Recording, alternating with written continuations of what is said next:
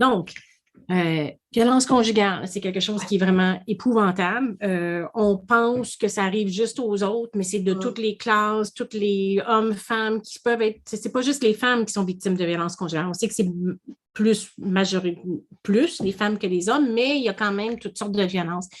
Euh, un, chez Jury Pop, je pense que c'est aussi quelque chose qui vous tient extrêmement à cœur, parce qu'il n'y a pas beaucoup de monde là, qui est disponible pour entendre les victimes de violences conjugales, à moins que je me trompe. Y a-t-il des organismes qui sont disponibles? Ça parle des maisons des femmes ou quoi que ce soit, mais juridiquement, pour supporter ces personnes-là.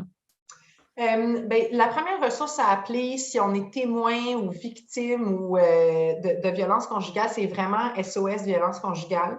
Alors, SOS violence conjugale, c'est une ressource qui est disponible 24 heures sur 24, 7 jours sur 7, 365 jours par année. Ce sont vraiment des experts, des expertes en violence conjugale. Fait qu'ils vont être capables d'intervenir, peu importe c'est quoi la situation. Et puis, violence conjugale peut ensuite mettre les personnes en lien avec des avocats, des avocates. Il y a un programme qui est administré par l'aide juridique qui s'appelle Rebâtir, qui donne accès à 4 heures de conseils juridiques gratuits. Donc, notre recommandation chez Juripop, si on constate de la violence conjugale, d'abord, on place un coup de fil à SOS violence conjugale, puis un partenariat là, entre Bâtir et SOS violence conjugale qui permet à la personne, sans raccrocher, d'être directement transférée à un avocat, une avocate pour obtenir des conseils juridiques. Par la suite, une fois que tu es prise en charge par Rebâtir, c'est quoi, comment vous les aidez? Parce que je sais que vous avez un bon programme aussi là-dessus, là, que j'ai... En fait, Rebâtir est né d'un projet de Juripop qu'on a lancé pendant la pandémie. Parce que, comme tout le monde au Québec, on lisait les nouvelles puis on voyait que les personnes victimes de violence, que les situations de violence conjugale augmentaient en nombre et en intensité. Puis à l'époque, si on se rappelle, il y avait plein de questions juridiques parce qu'on se demandait justement si on est parti à une entente ou qu'il y a un jugement qui ordonne la garde partagée, puis qu'on est dans une maison d'hébergement, puis que la maison d'hébergement a mis en place des contraintes sanitaires qui font en sorte que si tu sors de la maison, tu n'as plus le droit d'y rentrer. Les femmes nous appelaient et disaient est-ce qu'on est obligé de respecter une entente ou un jugement de garde partagée dans des situations comme ça? Donc, ça nous a donné l'idée de mettre en place une ligne d'assistance téléphonique pour les victimes de violences conjugales. C'était financé par le ministère de la Justice du Québec en phase de projet pilote. Ça a tellement bien fonctionné que le gouvernement a décidé de le pérenniser et de le rendre permanent à travers les bureaux d'aide juridique.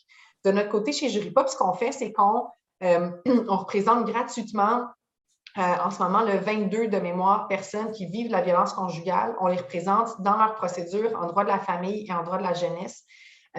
Puis, on tente de faire reconnaître leur réalité par les tribunaux de droit de la famille. Parce qu'une chose qu'il faut savoir, Maître Mongeon, Maître Sigouin, c'est que malheureusement, là, au Québec, il existe un décalage très important entre la réalité de la violence conjugale puis les décisions qui sont rendues par les tribunaux. Qu'est-ce que je veux dire par là? C'est que il n'est malheureusement pas inhabituel de lire dans un jugement « Monsieur est un conjoint violent, virgule, mais il est un bon père. » Puis ça n'a pas de sens parce que dans les faits, les études sont unanimes. Quand il y a de la violence entre les parents, les enfants en sont victimes, que ce soit des victimes directes ou des victimes indirectes. Être témoin de violence conjugale, ça va avoir un impact négatif sur l'attachement, sur le développement cognitif, sur la progression scolaire. Alors, c'est erroné là, de considérer que les enfants ne sont pas affectés par les dynamiques de violence conjugale. Or, c'est ce que certains tribunaux continuent d'affirmer dans des décisions. Alors, la mission qu'on s'est donnée chez Juripop, c'est de faire changer la vapeur et de s'assurer d'avoir des décisions en droit de la famille qui tiennent compte des particularités de la violence conjugale. Comme vous espérez quoi? Comme je disais tantôt, là, vous êtes vraiment assises aux plus grandes tables là, de grandes discussions là, pour l'avancement. Qu'est-ce que vous aimeriez qu'il se passe? Ça serait quoi l'idéal pour vous? Là? Nous, ce qu'on veut, c'est d'assurer la protection des victimes de violences conjugales, que ce soit les mères. C'est vrai qu'il y a des hommes qui sont victimes de violences conjugales, mais c'est beaucoup plus fréquemment des femmes. C'est vraiment une dynamique genrée. Donc, que les mères ou les enfants soient protégés. On a obtenu un super jugement récemment dans une situation de violence conjugale qui était très, très, très tendue. On a eu un long procès. Et puis, ce qu'on demandait, c'était que la violence était tellement présente qu'on demandait à ce que notre cliente, la femme, obtienne la garde exclusive des enfants. Puis ça, il faut savoir que c'est difficile à obtenir parce que généralement, les juges vont vraiment préférer, vont prendre pour acquis que l'enfant a besoin de voir ses deux parents, que c'est ça qui est optimal pour l'enfant. Puis souvent, mais c'est ce que les deux parents vont vouloir. Puis nous, ce qu'on plaide, c'est que dans des situations de violence conjugale, quand la violence est encore patente, la garde exclusive doit être confiée à la mère parce que sinon, les enfants vont soit être victimes de violences conjugales ou sinon, vont être instrumentalisés par le conjoint violent pour contrôler la mère des enfants. Donc, dans ce jugement-là, on a obtenu la garde exclusive. Puis dans ses conclusions, le tribunal a dit Madame va conserver la garde jusqu'à ce que monsieur ait fait de la thérapie et qu'il se soit responsabilisé et qu'il ait pris conscience du comportement inacceptable et violent qu'il y avait envers madame. Puis ça, c'est super important parce que tous les expertes en violence conjugale vont vous dire ce qui manque en matière de violence conjugale, c'est de la responsabilisation de la part du conjoint violent. Puis même des fois, dans les médias, on va lire « Ah, tu sais, monsieur était fâché, il était triste ». C'est un choix qu'on fait d'être violent, d'utiliser les enfants, de contrôler notre ex-conjointe. Donc ça, c'était vraiment une victoire pour nous de voir que le tribunal a vraiment compris que le conjoint, s'il se responsabilisait, pouvait assainir la dynamique, puis a responsabilisé monsieur là, pour mettre fin à la violence et que c'était une condition de fin de la garde exclusive. J'étais sous l'impression, justement, tu sais, comme quand il y avait de la violence conjugale, bon, on se sépare, le partage du patrimoine familial, etc. Mais j'étais sous l'impression que les poursuites au civil, tu sais, c'était pas quelque chose qui était commun comme tel, là.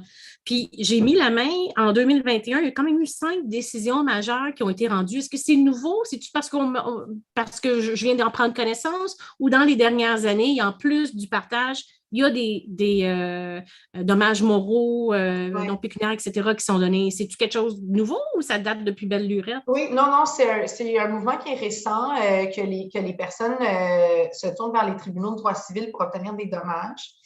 Il y a quelques décisions qui ont été recensées. Puis, c'est une mouvance qui est intéressante parce que, évidemment, ça a des conséquences. Hein, d'être victime de violence conjugale, on peut perdre son emploi, on peut avoir des enjeux de santé mentale. Ça change la vie d'une personne. C'est des décisions intéressantes qui ont été rendues. Par contre, c'est des décisions qui ont souvent minimisé les dommages moraux. Alors, on va avoir tendance à les dommages moraux pour souffrance psychologique, on va avoir tendance à compenser la violence physique, mais moins la violence psychologique. Mais c'est sûr que c'est une avancée intéressante, là. Puis est-ce que ça, c'est vraiment distinct de, par exemple, un litige pour une séparation? C'est vraiment un autre recours ou ça peut être inclus dans les démarches de divorce ou de garde d'enfants? Oui, c'est une excellente question parce qu'on peut voir les deux. On peut voir les deux. Il y a des recours qui sont civils autonomes. Et par exemple, s'il y a de la violence conjugale puis qu'il n'y a pas d'enfant puis qu'il n'y a pas de mariage, il n'y aura pas de procédure en droit de la famille, mais on pourrait quand même se tourner vers les tribunaux pour obtenir des dommages. Sinon, effectivement, des avocats en droit de la famille peuvent demander des dommages dans le cadre de procédures en divorce ou en droit d'accès ou en séparation. Okay. C'est ça. Tu sais, j'ai vu, par exemple, dans une décision où il y avait eu de la violence conjugale pendant le mariage, il insultait, criait après la victime, il l'a frappé à quelques occasions. Lui, dans le fond, le fautif niait qu'il avait été violent verbalement et physiquement. Puis en bout de ligne, la dame avait reçu 2 000 $ à titre de dommages compensatoires, 5 000 de dommages moraux et 10 000 à titre de dommages exemplaires. Il n'y a pas de montant d'argent pour, mais on voit quand même que c'est un début. Puis on sait qu'au Québec, on est très, on garde la bourse serrée en ce qui concerne les dommages moraux. On ne veut tellement pas devenir comme aux États-Unis où les montants sont extraordinaires. Mais quand même, je vois un avancement par rapport à tout ça parce que je n'avais pas vu de décision qui donnait, j'en ai un autre qui a donné au moins une trentaine de mille. Je n'avais jamais vu vraiment de décision qui donnait des dommages moraux, etc. Oui, effectivement. Donc, on va voir, c'est sûrement une tendance là, qui va, plus c'est connu, plus les avocats vont savoir, puis vont le plaider, puis vont demander. Fait que si vous aviez justement un conseil là, pour une personne qui vit de la violence conjugale, pouvez-vous me répéter c'est quoi les démarches qu'elle devrait faire rapidement? Oui, la première chose à faire si on est témoin ou victime de violence conjugale, c'est d'appeler SOS Violence conjugale. C'est vraiment la chose numéro 1 à faire, ne serait-ce pour se renseigner. Puis après ça, SOS Violence conjugale, c'est un carrefour de ressources qui vont pouvoir mettre la personne en lien, que ce soit des ressources d'hébergement, de transport ou des avocats de chez Rebâtir, vraiment, là, qui vont s'assurer d'assurer la sécurité des personnes victimes de violences conjugales. Je pense aussi que j'ai vu que vous avez des balados, 4 blocs de balados qui informent justement aussi c'est quoi la violence conjugale, puis les aides, puis les outils, etc.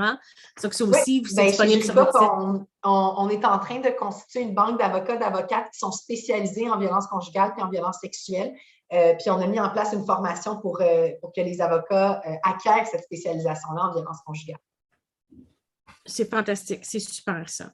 Le tribunal, justement, le tribunal spécialisé en violence sexuelle et conjugale, est-ce que ça va changer quelque chose? Est-ce que c'est déjà en place? Est-ce que pour les gens là, qui peut-être vivent cette situation-là, qu'est-ce que ça pourrait changer pour eux?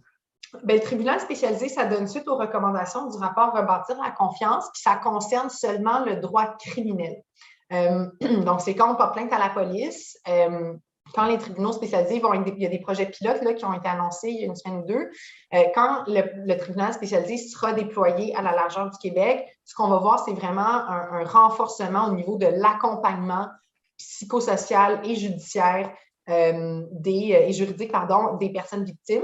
Donc, il va y avoir un meilleur accompagnement. Les intervenants vont être formés. Quand je parle d'intervenants, c'est les policiers, les enquêteurs, les juges, les avocats. Mais depuis tout à l'heure, on parle du droit de la famille. Puis nous, chez Juripop, c'est une des choses qu'on dénonce, c'est le fait que c'est pas juste en droit criminel qu'il faut faire des efforts, c'est aussi devant les tribunaux civils, les tribunaux administratifs. Là aussi, il faut qu'on ait des spécialités, plus de formation en violence sexuelle qu'en violence conjugale.